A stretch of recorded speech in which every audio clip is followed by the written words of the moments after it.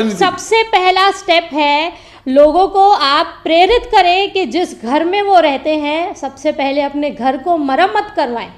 आपकी घर को मरम्मत कराने के लिए कोई नेता, कोई बिल्डर नहीं आने वाला है।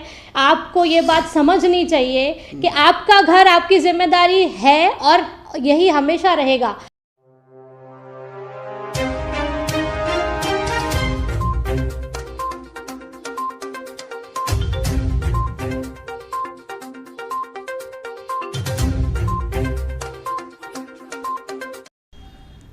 आई लेते एक मुलाकात काजल मूलचंदानी जी के साथ। काजल जी, फिर एक और बार आपके साथ में मिलने का मौका मिला। कल एक घटना घटी, 5 नंबर में एक बिल्डिंग के स्लैब गिरे जिसमें 4 लोगों की मृत्यु हो गई। आप उस लोकेशन पे गई थी, कैसा था वहाँ का मंजर, फिर आपसे जानना था। एक दर्दनाक मंजर हम कह सकते हैं कि जहाँ पे लोगों की सिर्फ लाशें बाहर आ रही थी, और ये बहुत ही दर्दनीय और निंदनीय और दुखदायक घटना है जो उल्लासनगर में घट रही है। क्या लग रहा है, मतलब ये ऐसे क्यों हो रहा है हमारे शहर के साथ में, और क्यों ये सब बार बार सब बिल्डिंग गिर रही है, और मतलब वहाँ किसकी गलती है ये आखिर? ये ऐसे कहेंगे कि पहले तो बनावट, जो कि हमारी 25 साल बिल्डिंगें गिर रही हैं, ये बनावट में प्रॉब्लम है। एक पूरा का पूरा सिस्टम फेलियर हम बोल सकते हैं। इसमें सब आ जाते हैं, इसमें आप बिल्डर लॉबी आ जाती है, इसमें ऑफिसर्स आ जाते हैं, इसमें नेता आ जाते हैं और पब्लिक भी आ जाती है, सोशल वर्क, इसमें पूरा का पूरा एक सिस्टम ही आ जाता है। इनमें से प्रॉब्लम ये है कि कोई भी जागने के लिए तैयार नहीं है। देखिए, कहीं ना कहीं आपको ऐसा नहीं दिख रहा है कि भाई अगर स्थानिक नगर सेवक अगर इसके ऊपर लगाम लगाते थे तो ये धोखाधड़ी बिल्डिंगें नहीं बनती थी। देखिए, पहले वार्ड के अंदर जो कुछ होता है वो स्थानिक नगर सेवक को पहले उसकी जवाबदारी, बाद में बड़े नेताओं की। तो आप ये जवाबदारी आप स्थानिक नगर सेवक की मानते हो? स्थानिक नगर सेवक अभी ये बनी है 95 में बिल्डिंगें। हाँ। और उस ज़माने में कौन थे, मैं तो छोटी थी, और मुझे ऐसा लगता है कि स्थानिक नगर सेवक से ज़्यादा महानगर पालिका की जवाबदारी बनती है। हाउस टैक्स हो गया, पानी की कनेक्शन हो गई, बहुत सारी ऐसे परमिशंस होती हैं, प्लान पास हुआ कैसे, पहली बात तो उस टाइम के कमिश्नर और जो भी टाउन प्लानर, जो भी ऑफिसर्स होंगे, मैंने कहा ना, ये पूरा का पूरा एक सिस्टम है, एक अकेला इसमें भागीदार है ही नहीं। तो इस पूरे सिस्टम के वजह से उल्लासनगर वासी आज भोग रहे हैं। आज ऐसी हम जब बॉम्बे जाते हैं तो हम देखते हैं कि बिल्डिंगों की लाइफ जो है वो 70 वर्ष, 80 वर्ष, 90 वर्ष तक इनकी लाइफ है। और जो रीडेवलपमेंट हम मांग रहे थे 2019 में जब महक बिल्डिंग गिरी थी, तब हमने ये पाया कि ये एक नया मुद्दा था, क्योंकि सबको इसकी जानकारी थी नहीं। मुझे इसकी जानकारी 2019 में मिली। जो मैं सच बात कहूँ, 2019 में मैंने ये जाना कि एक्सेप्ट उल्लासनगर, हमारे पूरे जो भी MMRDA रीजन्स हैं वहाँ पे म्हाडा रीडेवलपमेंट करती है, और म्हाडा के थ्रू लोगों को घर बना के दिया जाता है। मैं एक बात पूछना चाहूँगा, मैं अभी के मुद्दे पे आना चाहता हूँ आपसे। Yes. पूछना था कि जैसे आपने बोला कि 1995 की ये बिल्डिंग थी, उस टाइम पे आप छोटी थी और वहाँ के नगर से स्थानिक कौन थे आपको पता नहीं है, ठीक है। लेकिन अभी जब ये बिल्डिंग खाली करवाई गई, जिसमें कुछ 13 घरों को खाली करवाया और 8 घर वहाँ पे रहे, पर जिनके 8 घरों में से ये 3 ऐसे सदस्य थे जिनकी कल मृत्यु हुई, ठीक है। तो वहाँ के स्थानिक नगर सेवक की जवाबदारी नहीं है कि उन बिल्डिंगों को खाली कराए। अगर आपके वहाँ के स्थानिक नगर सेवकों ने खाली कराई होती तो ये जाने बचने का चांस था। ऐसे सिर्फ एक जगह नहीं है, पूरे उल्लासनगर में ऐसी बिल्डिंगें हैं। मैंने खुद ऐसी बिल्डिंगों को विज़िट किया है। वहाँ पे जो लोग रहते हैं उनको भी मेरी जब उनसे बातचीत होती है तब ये एक ही बातचीत निकल के आती है कि हमारी बिल्डिंग रीडेवलप होने वाली है, हमारी बिल्डिंग इतनी कच्ची तो है नहीं, हमारी बिल्डिंग बहुत मजबूत है, इसको कुछ नहीं होगा। तो जो लोग रहते हैं, और कुछ लोग ऐसे भी होते हैं कि जब महानगर पालिका उनको नोटिस दे जाती है कि ये बिल्डिंग आप खाली करें, खाली करने के बाद कि ये बिल्डिंग अति धोखादायक है, कभी भी गिर सकती है, लेकिन उसमें से कुछ ऐसे परिवार होते हैं जिनकी शायद कोई मजबूरी होती है कि उनको पैसे भी नहीं होते हैं बाहर रहने के लिए। लेकिन जान से ज़्यादा पैसे तो नहीं होते। हाँ, उसी बात पे हम आते हैं कि वो एक प्रोसीजर ऐसा फॉलो करती है महानगर पालिका, आपको मैं बताना चाहूँगी कि ऐसे लोगों से महानगर पालिका पंचनामे करवाती है। कल मेरे पास देखने मिला। पंचनामा का मतलब होता है कि ऐसे बिल्डिंग में अगर आप रहते हैं और वो बिल्डिंग में कोई भी क्षति होती है तो उसके जवाबदार आप होते हैं। ऐसे बहुत परिवारों से मैं मिली हूँ, उनसे मैंने अनुरोध किया है कि आप कृपया ऐसी बिल्डिंग में ना रहें।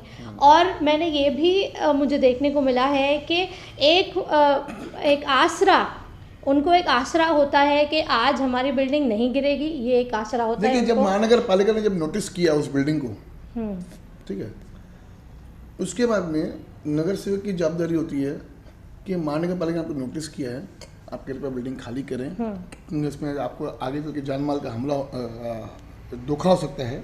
मैं वही आपको बता रही हूँ। मेरा सवाल तो सुनिए। तो उस टाइम पर ये जो रिस्पॉन्सिबिलिटी होती है वो वहाँ के लोकल नगर सेवक की होती है। तो आप वहाँ के नगर सेवकों के बारे में आपको क्या कहना है कि उन्होंने अपनी जवाबदारी क्यों नहीं निभाई? ठीक है, मैंने उनसे भी जब बात की है तब मुझे भी वही वो लोग अपना एक्सपीरियंस बताएं जो मुझे हो चुका एक्सपीरियंस। क्या बोल रहे थे? मैं कोई नगर सेवक नहीं हूँ, मैं सिर्फ एक आम इंसान हूँ, लेकिन मैं बता रही हूँ कि हाँ, नगर सेवक अगर जिद करे उनके साथ तो शायद उनकी बिल्डिंग खाली कराए। लेकिन ऐसे लोग होते हैं जो या तो किसी मजबूरी में या फिर किसी रीडेवलपमेंट के आश्रय में होते हैं कि हमारी बिल्डिंग ये बात आपको मानते हो होगी कि अगर नगर सेवक जोर बरता तो आज वो बिल्डिंग खाली होती, और खाली होती तो ये चार्ज हो जाने की बच सकती थी। नगर सेवक से ज्यादा यूएमसी की यूएमसी तो आपका नोटिस देके क्लियर कर दिया ना। देखिए, नहीं, नोटिस देके क्लियर करना नहीं होता है, आपको वो बिल्डिंग निष्कासित करनी है।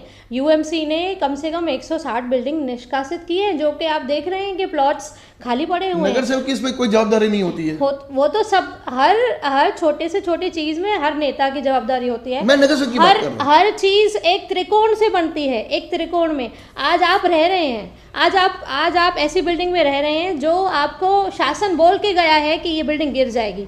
आपको नगर सेवक भी बोल के जा रहा है कि ये बिल्डिंग गिर जाएगी। नहीं, आप सुनिए, वहाँ पे नगर सेवक की जवाबदारी थी खाली करवाने की, हाँ या ना?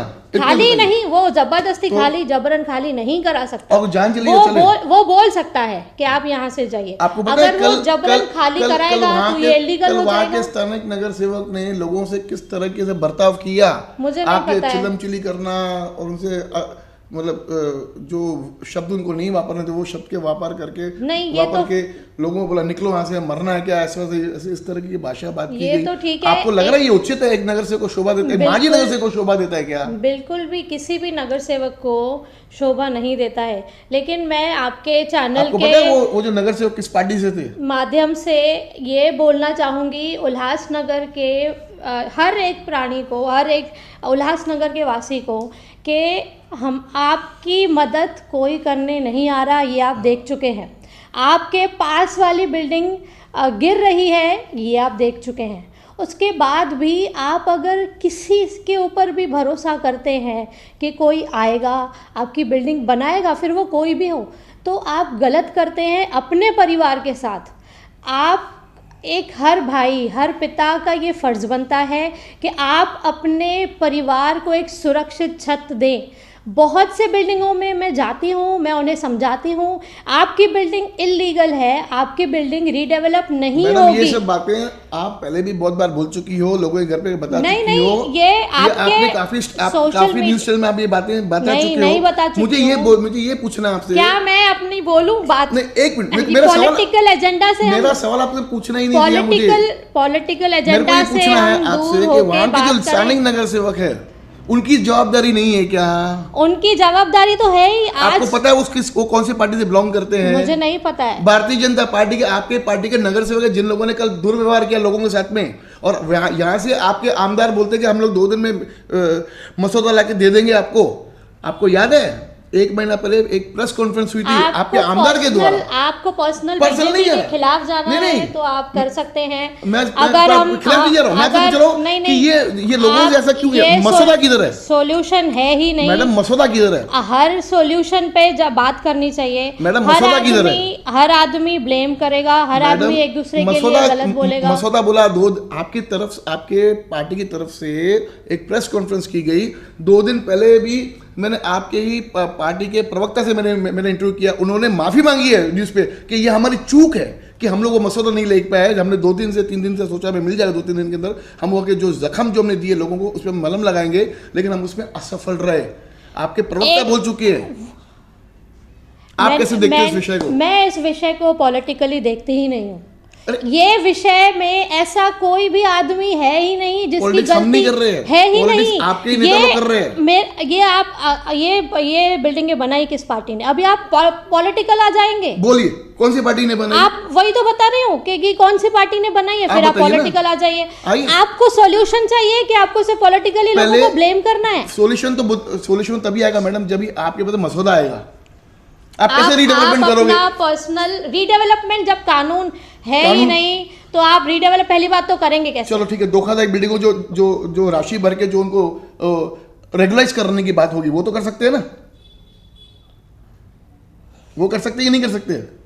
बहुत कुछ तो उसके लिए मसौदा चाहिए, हो सकता मसौदा कभी आएगा? लेकिन यहाँ पे हर कोई अगर अपनी दुकानदारी चलाएगा, दुकानदारी तो आज के तारीख में भारतीय जनता पार्टी चला रही है। कोई नहीं है, ऐसा कुछ भी नहीं है, आप सत्ता में भागीदार हो। भी नहीं है। हर आदमी सिर्फ अपने आप को बड़ा करने के लिए एक दूसरे पे इल्जाम लगाएगा और बताएगा कि देखो मैंने ये मुद्दा उठाया तो इससे कुछ नहीं होगा। नहीं, इससे कुछ नहीं होगा।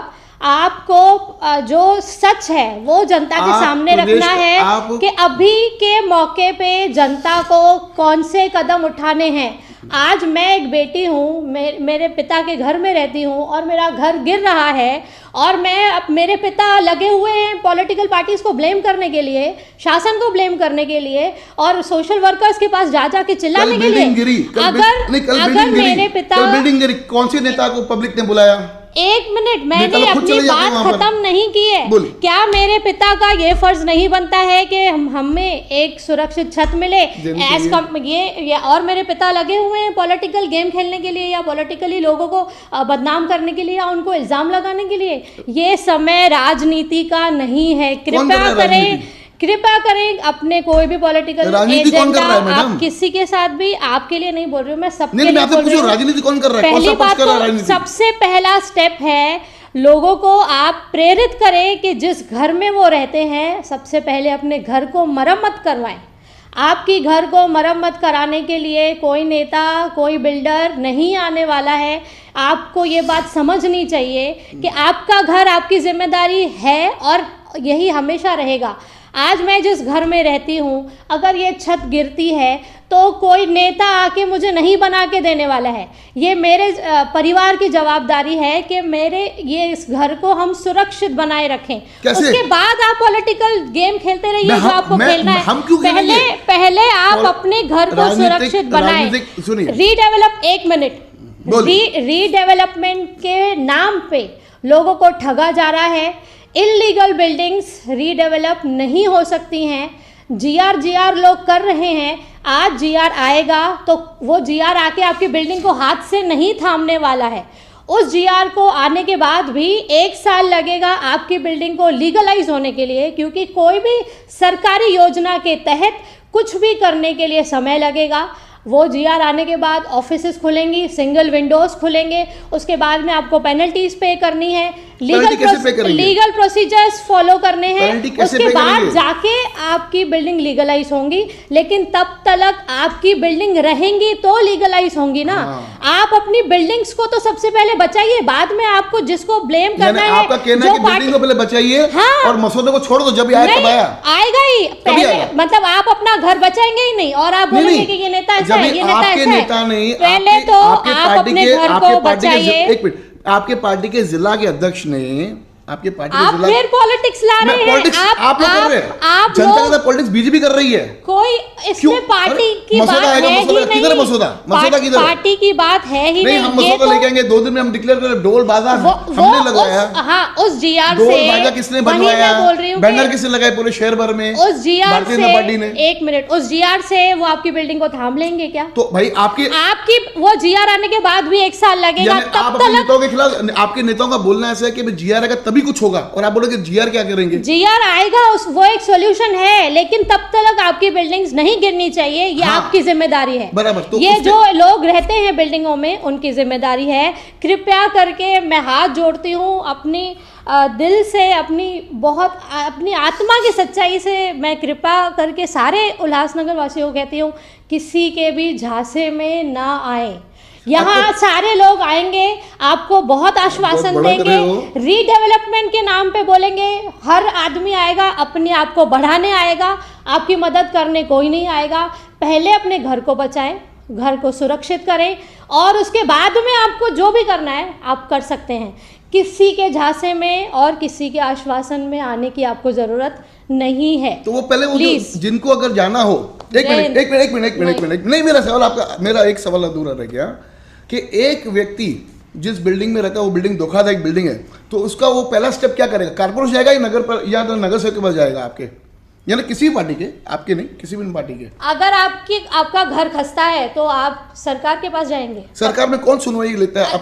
आप जाओ महानगर पालिका, एक आम आदमी बन के जाइए, आपको खड़ा भी नहीं करेगा महानगर पालिका में। आप पहले घर तो बचाइए, बाद में आप प्रोसीजर्स और ब्लेम गेम्स खेलते रहिए ना। सबसे पहले तो मैं वही कह रही हूँ कि आपके ही पार्टी लोगों ने आश्वासन दिया शहर में कि हम 2 दिन में मसौदा लेके आएंगे, हमारी सब तकलीफें दूर हो गई, अभी हमारा शहर वापस पुनर्वास होगा, रीडेवलप होगा, जरूर होगा। जीआर जल्दी ही आएगा, रीडेवलप जरूर होगा। लेकिन रीडेवलपमेंट होने के लिए भी कुछ प्रोसीजर्स फॉलो करने होते हैं। 2 दिन में वो प्रोसीजर्स के लिए भी टाइम लगता है। तब तक आपका स्ट्रक्चर डिक्लेयर कैसे किया? 2 दिन में मसौदा आ जाएगा होगा। आप चाहते, आप लोग ने प्रेस कॉन्फ्रेंस में डिक्लेयर किया 2 दिन में मसौदा लेके आ जाएंगे, 2 दिन सबको कॉपी में दे देता हूँ। मतलब आप मिसगाइड कर रहे हैं लोगों को। वही तो मैं बोल रही हूँ कि आप लोगों को समझाइए कि आपके घर बचाएं, अपने घर को बचाएं। मतलब जीआर आने के बाद इनको लोगों को लग रहा, आपके बोलने से ऐसे लग रहा है कि जीआर आ गया और लोगों की बिल्डिंग खुद ही रिडेवलप होगी, सरकार रिडेवलप करेगी। नहीं। लेकिन आप सच तो बताइए लोगों को। लेकिन जीआर एक रास्ता है, जीआर एक सॉल्यूशन है, वो जल्दी आएगा, वो रिडेवलपमेंट में जाएगा। तो 2 दिन क्यों बोला था? लेकिन वो बचेगा तो रिडेवलपमेंट में जाएगा ना। मैं बात कर रहा हूं, फिर से वही बात कर रहे हैं। वो जीआर कभी आएगा? मुझे वो जानना है, पब्लिक को जानना है, मुझे नहीं जानना है, पब्लिक को जानना है। जीआर बहुत जल्दी आ जाएगा। उसके बाद भी जीआर के प्रोसीजर्स फॉलो करने पड़ेंगे। तब क्या है प्रोसीजर? वो जानना चाहती है। बताया ना मैंने कि एक सिंगल विंडो खुलेगी, सिंगल विंडो में पेनल्टीज भरी जाएंगी, पेनल्टीज के बाद लीगल फॉर्मेशन डॉक्यूमेंटेशन होगा, उसके बाद आपकी बिल्डिंग। अच्छा, मालिकाना हक, जो बिल्डिंग गिर चुकी है वही है मालिकाना हक। उसके बाद आपकी बिल्डिंग लीगल होगी अगर आपका स्ट्रक्चर अच्छा होगा। तब तक जो जनता मरे उसका क्या? जो जनता मर रही है बिल्डिंगों के दब पे, ट्रांजिट कैंप क्यों नहीं दिया गया अभी तक? आप तो सरकार में हो। ट्रांजिट कैंप के लिए भी आप ब्लेम गेम ब्लेम नहीं कर रहा हूं, मैं पूछ रहा हूं आपसे। ट्रांजिट कैंप के लिए हमारे महानगर पालिका के वो जो पार्टी सत्ता में है और अब जिला की सचिव हो, कोई छोटा मोटा पद नहीं, आपका बहुत बड़ा पद है, उस पद की बड़ी गरिमा है। आप देखो, आपको पॉलिटिकल एजेंडाज होंगे, मुझे नहीं है। मैं चाहती हूँ कि मेरे शहरवासी उल्लासनगर के वो बेघर ना हो और उनकी जान ना जाए। कृपया उस रास्ते पे लोगों को सॉल्यूशन दे, एक दूसरे को ब्लेम करके। जल्द आएगा कुछ नहीं होगा। पब्लिक की डिमांड है, पूछ रही कि हाँ, बहुत जल्द आएगा। लेकिन आपको अपने घरों को बचाना आपकी जिम्मेदारी है। उसके लिए कुछ भी आपको चाहिए, गाइडेंस चाहिए, मैं लोगों को खुद से जाके बताती हूँ कि आपकी बिल्डिंग इलीगल है, नहीं बनेगी, रिडेवलप नहीं होगी, बहुत टाइम लगेगा जीआर आने के बाद भी। पर वो नहीं सुनते और 10 जगह घूमते। कोई ना कोई उनको ऐसा फ्रॉड बिल्डर मिलता है जो उनसे कहता है कि हाँ आपकी बिल्डिंग रिडेवलप होगी। उसके बाद में वो लोग टाइम वेस्ट करते हैं, अपनी बिल्डिंग को मेंटेन नहीं करते हैं और उसका हाल ऐसा होता है कि बिल्डिंग गिरती है।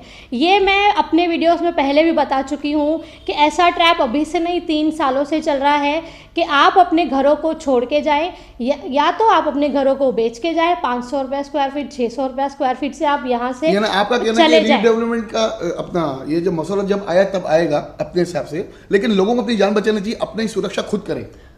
हाँ बराबर है। तो आप आज वही मैं बोल रही हूँ कि आपका घर है, आपका घर गिर रहा है, आपके बच्चे आपको बोलेंगे ना कि पापा ये घर बनाओ, कि आप जा रहे हो किसी को इल्जाम लगाने, बीजेपी को इल्जाम लगाने जा रहे हो, आप किसी आयुक्त को इल्जाम लगाने जा रहे हो, जो सत्ताधारी होंगे उन पे इल्जाम लगते हैं। आपके घर वाले आपको बोलेंगे कि अरे पहले अपना घर बनाओ, फिर आपको जो बाहर गेम खेलनी है वो खेलिए। जय हिंद। बहुत अच्छा लगा आज काजल मूलचंदानी के एकदम तीखे तेवर देखते हुए। और मसौदा जब आया तो आया, लेकिन लोगों को हमारी तरफ से भी एक निवेदन है कि अपना घर खुद बचाएं। और जब सरकार का निर्णय तब आएगा मसौदे में थोड़ा टाइम भी लग सकता है, लेकिन ये बात में काजल जी की सही है